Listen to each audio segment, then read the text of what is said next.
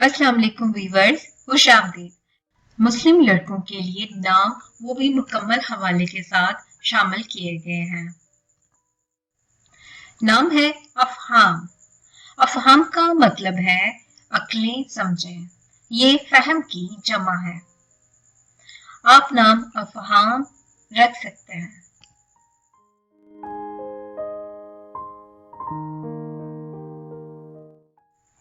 नाम अफ़साह।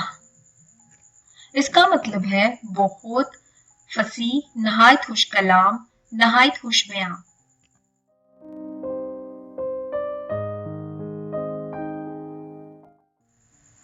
नाम अफराज।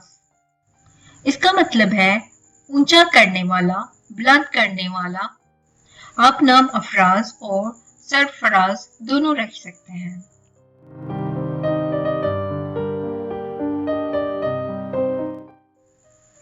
नाम अलम। अलम का मतलब है बहुत जानने वाला, बहुत बड़ा आलम।